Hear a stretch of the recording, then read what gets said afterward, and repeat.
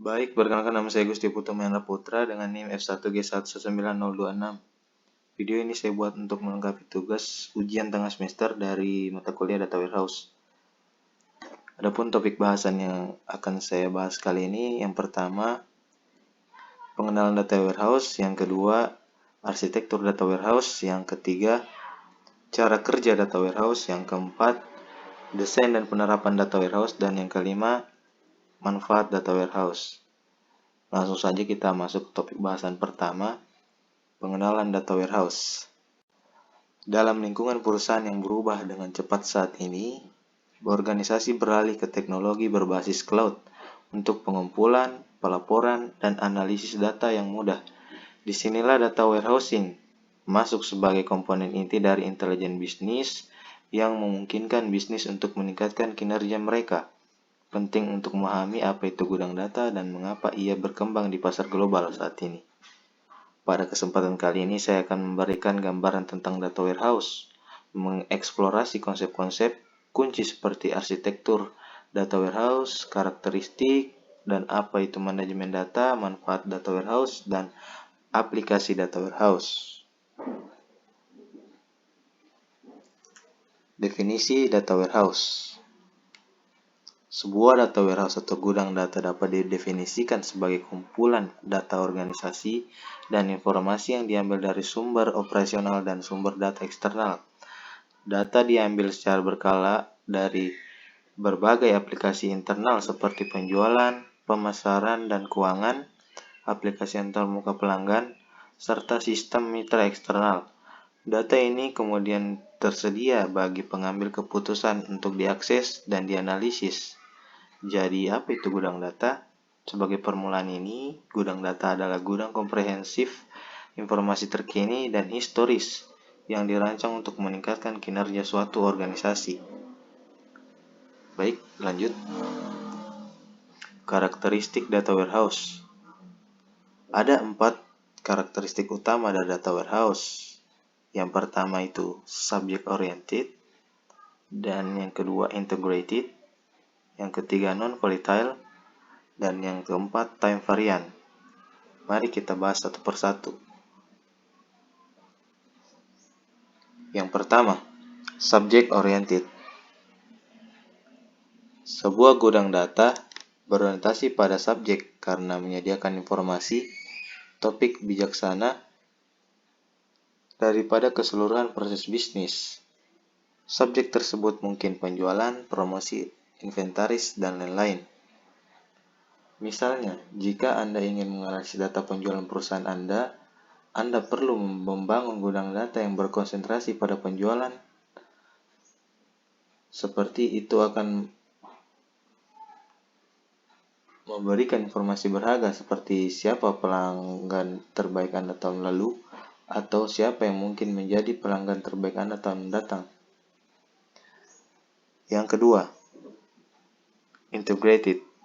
Sebuah gudang data dikembangkan dengan mengintegrasikan data dari berbagai sumber ke dalam format yang konsisten. Maksudnya data harus disimpan di gudang dengan cara yang konsisten dan dapat diterima secara universal dalam hal penamaan, format, dan pengkodean. Ini memfasilitasi analisis data yang efektif. Ketiga, non-volatile. Data setelah dimasukkan ke dalam gudang data harus tetap tidak boleh berubah. Semua data hanya baca. Maksudnya, data sebelumnya tidak terhapus saat ini dimasukkan.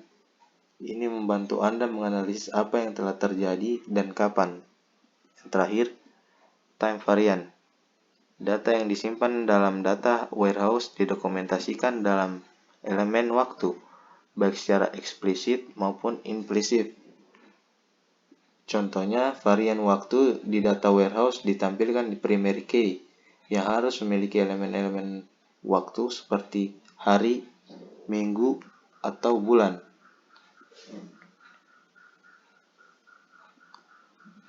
Termasuk perbandingan antara database dan data warehouse. Meskipun data warehouse dan database memiliki beberapa kesamaan, mereka tidak harus memiliki ide yang sama. Perbedaan utama adalah bahwa dalam database, data dikumpulkan untuk berbagai tujuan transaksional, namun di gudang data, data dikumpulkan dalam skala luas untuk melakukan analitik. Basis data menyediakan data waktu nyata, sementara gudang data menyimpan data untuk diakses untuk query analitik besar. Lanjutnya, bagaimana kita memilih data warehouse? Dalam memilih data warehouse yang baik digunakan, ada beberapa indikator yang digunakan dalam mengevaluasi sistem data warehouse. Yang pertama, fitur dan kemampuan. Dalam memilih data warehouse perlu untuk menimbangkan fitur dan kemampuan yang terkait dengan arsitektur dan struktur. Jika organisasi Anda saat ini menganalisis data gelap atau berencana untuk menerapkan penggunaan data semi terstruktur dan tidak terstruktur, Anda akan menginginkan sistem data warehouse yang mendukung tipe data ini. Yang kedua, kompatibilitas dan implementasi. Organisasi yang memproses data besar membutuhkan sistem yang mendukung data batch dan streaming. Kemampuan yang mempengaruhi kemudahan implementasi antara lain kemampuan tata kelola data, migrasi data, dan transformasi data. Yang ketiga, kemudahan penggunaan dan keterampilan. Pertimbangan lain adalah manajemen pengguna. Dengan semakin banyak organisasi yang menerapkan kebijakan keamanan tanpa kepercayaan karena pelanggaran data yang mahal, penerapan program yang mengelola dan memvalidasi penggunaan sistem adalah wajib. Dan pemberitahuan dan laporan sangat penting bagi organisasi untuk memperbaiki kesalahan dan mengurangi risiko sebelum masalah kecil menjadi masalah yang lebih besar. Yang keempat, layanan dan dukungan. Selanjutnya mari kita tinjau beberapa pertimbangan dukungan. Dukungan sangat penting dan bisa membuat frustasi dan mahal jika tidak direncanakan dengan baik. Anda mungkin menemukan bahwa dengan menggunakan satu vendor, Anda dapat memanfaatkan satu sumber yang sangat akuntabel dan bertanggung jawab, berpotensi menghemat waktu, uang, dan frustasi Anda. Anda juga ingin memverifikasi ketersediaan perjanjian tingkat layanan untuk waktu aktif, keamanan, skalabilitas, dan masalah sistem gudang data lainnya. Validasi jam dan saluran dukungan vendor seperti melalui telepon, email, obrolan, atau teks. Dan yang terakhir, biaya. Setelah semua analisis ini, saatnya untuk mengevaluasi dan membandingkan biaya. Saat menghitung biaya untuk sistem gudang data, pertimbangkan lebih dari biaya awal. Pertimbangkan total biaya kepemilikan atau TCO untuk menjalankan sistem selama beberapa tahun. TCO mencakup infrastruktur seperti biaya komputasi dan penyimpanan, baik di tempat atau di cloud. Lisensi perangkat lunak atau dalam hal penawaran cloud, biaya langganan atau penggunaannya. Biaya migrasi dan integrasi data untuk memindahkan data ke dalam gudang, serta memangkas dan mempersiskan sesuai kebutuhan. Biaya administrasi bagi personel untuk mengelola sistem dan melatihnya. Dan yang terakhir, biaya dukungan untuk pemeliharaan berulang yang dibayarkan kepada vendor, pergudangan, atau mitra implementasi. Lanjut pada bagian kedua, yaitu arsitektur data warehouse. Biasanya, arsitektur data warehouse terdiri dari 3 tingkat struktur. Yang pertama, bottom tier atau tingkat bawah. Yang kedua, middle tier atau tingkat menengah. Dan yang ketiga, top tier atau tingkat atas. Detail arsitektur data warehouse bergantung pada tujuan penggunaan platform. Ada beberapa syarat-syarat yang dapat mencakup, seperti pembuatan laporan dan dashboard, eksplorasi analisis data, otomatisasi dan machine learning, dan analitik layanan mandiri. Lanjut. Nah, dapat dilihat pada gambar di atas, sudah terbagi menjadi 3 bagian yang tadi saya bilang, yaitu bottom tier, middle tier, dan top tier. Dalam arsitektur ini, Anda dapat memiliki berbagai lapisan atau komponen yang termasuk Yang pertama, data source. Data source seperti flat file, database, dan sistem operasional yang ada guna untuk ekstrak, mengubah, dan memuat data. Kedua, staging area. Staging area untuk menyimpan data dan mengembangkan alur kerja. Ketiga, warehouse. Ini sebagai repository enterprise data warehouse perusahaan. Keempat, data mart yang lebih kenal sebagai arsitektur hub and spoke ketika banyak data mart terlibat. Terakhir, users. Users dapat melihat lapisan analitik dan alat intelijen bisnis. Lanjut. Data warehouse juga menegakkan keamanan untuk data yang masuk dan data yang melewati ke tahap lebih lanjut dan juga pengguna di seluruh jaringan.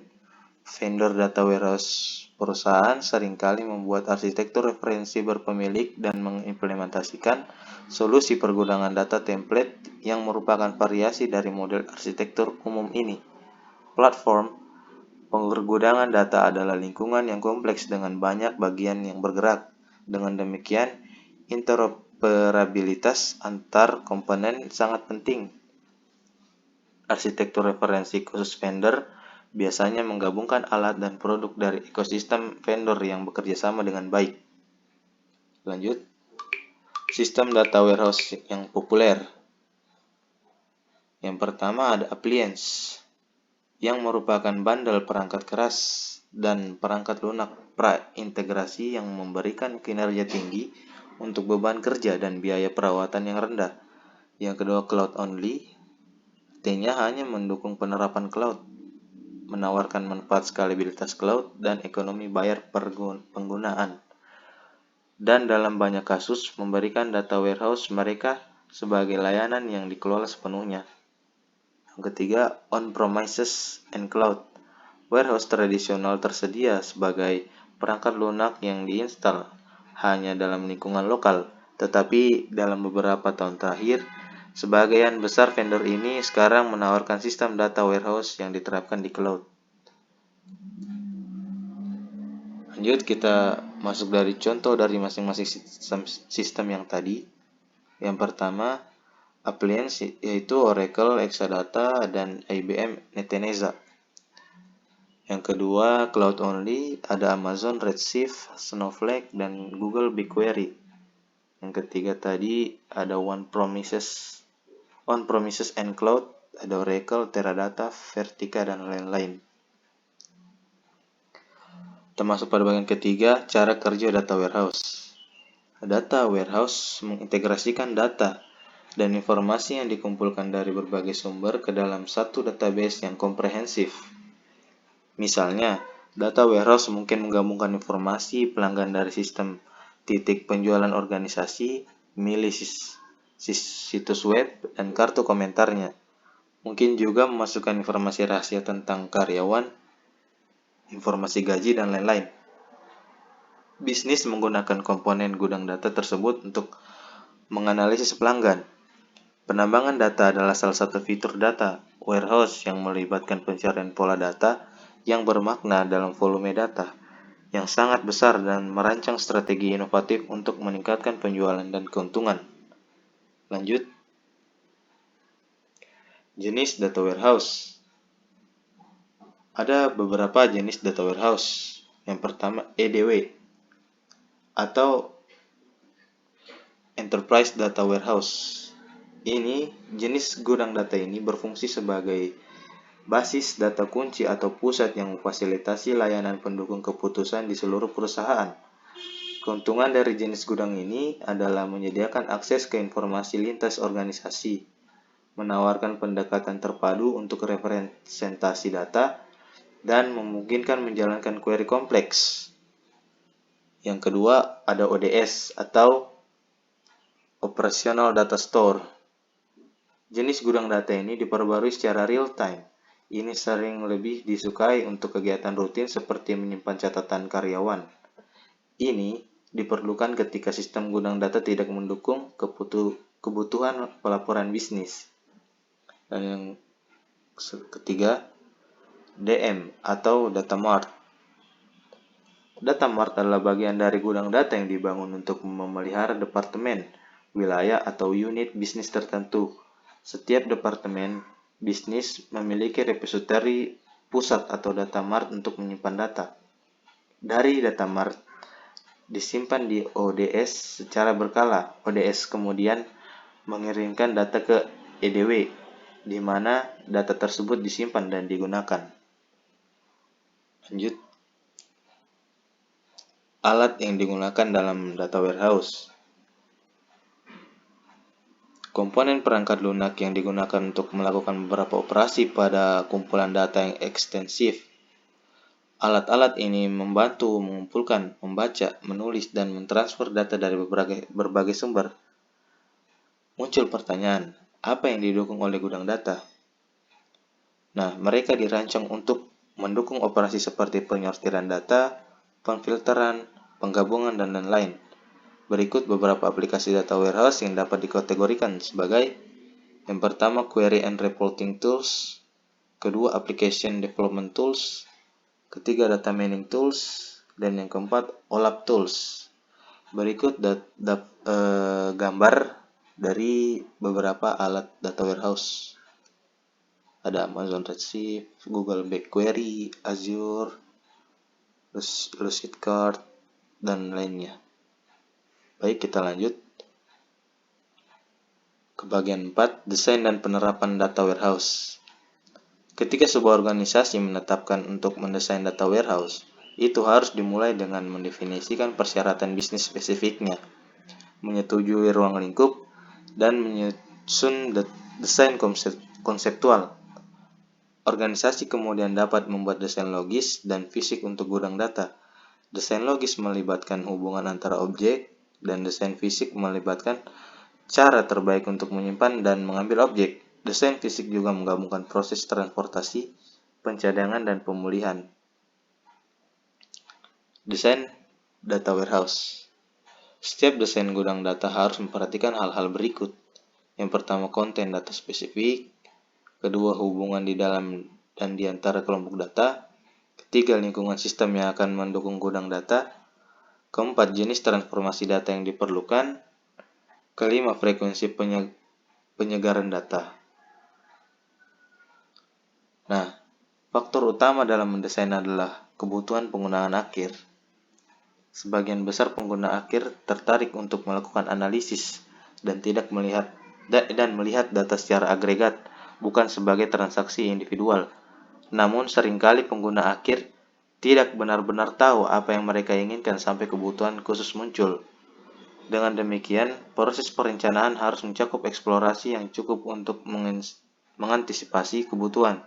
Terakhir, desain data warehouse harus memberikan ruang untuk ekspansi dan evolusi untuk mengimbangi kebutuhan pengguna akhir yang terus berkembang. Start Schema. Nah, salah satu contoh aplikasi yang digunakan dalam desain pemodelan data warehouse adalah Star Schema, di mana dia adalah struktur organisasi database yang dioptimalkan untuk digunakan dalam gudang data atau intelijen bisnis yang menggunakan satu tabel fakta besar untuk menyimpan data transaksional atau terstruktur atau terukur, dan satu atau lebih tabel dimensi yang lebih kecil yang menyimpan atribut tentang data. Disebut skema bintang karena tabel fakta berada di tengah diagram logis dan tabel dimensi kecil bercabang untuk membentuk titik-titik bintang. Dapat dilihat pada gambar di samping, sebuah dimension table, beberapa dimension table, dan di tengahnya ada fact table atau tabel fakta. Lanjut. Nah, ini adalah contoh star schema yang pernah saya buat sebelumnya, dimana yang time, tabel item, tabel location, dan branch itu dia sebagai dimension table, dan fact table ini sebagai tabel faktanya dari keempat tabel dimension ini. Dimana dalam fact table dia berisi metrik sebuah bisnis. Data yang dimuat dalam tabel ini harus bersifat numerik dalam bentuk angka dan bisa ditambah. Apapun data yang kamu miliki, pastikan bahwa data tersebut adalah kuantitatif. Dan di dalam dimension table, dalam keempat tabel ini, memuat informasi mengenai kapan, di mana, dan apa, dan lain-lain. Berbeda dengan tabel fakta, tabel dimensi berisi informasi yang bersifat kualitatif. Dalam sebuah star skema, bisa ada beberapa tabel dimensi sekaligus. Nah, seperti ini. Dia adalah 4 tabel dimensi di star skema yang ini. Lanjut. Penerapan data warehouse. Mari kita lihat beberapa contoh bagaimana perusahaan menggunakan gudang data sebagai bagian integral dari operasi mereka sehari-hari. Perusahaan investasi dan asuransi menggunakan gudang data untuk menganalisis tren, pelanggan dan pasar, serta pola data yang terkait. Di subsektor seperti forex dan pasar saham, gudang data memainkan peran penting karena perbedaan satu poin dapat mengakibatkan kerugian besar di semua bidang. Rantai retail menggunakan data warehouse untuk pemasaran dan distribusi, sehingga mereka dapat melacak barang, memeriksa kebijakan penetapan harga, dan menganalisis tren pembelian pelanggan. Mereka menggunakan model gudang data untuk intelijen bisnis dan kebutuhan perkiraan. Pada perusahaan perawatan kesehatan, di sisi lain menggunakan konsep data warehouse untuk menghasilkan laporan perawatan, berbagi data dengan perusahaan asuransi, dan di unit penelitian dan medis. Sistem perawatan kesehatan sangat bergantung pada gudang data perusahaan karena mereka membutuhkan informasi perawatan terbaru yang diperbarui untuk menyelamatkan nyawa. Masuk pada bagian terakhir, bagian kelima, manfaat data warehouse. Ingin tahu mengapa bisnis membutuhkan pergudangan data? Nah, ada beberapa manfaat data warehouse bagi pengguna akhir. Yang pertama, konsistensi data yang ditingkatkan. Kedua, keputusan bisnis yang lebih baik. Ketiga, akses lebih mudah ke data perusahaan untuk pengguna akhir. Dokumentasi data yang lebih baik. Mengurangi biaya komputer dan produktivitas yang lebih tinggi, memungkinkan pengguna akhir untuk menanyakan query atau laporan ad hoc tanpa menghalangi kinerja sistem operasional, dan yang terakhir, mengumpulkan data terkait dari berbagai sumber ke dalam suatu tempat.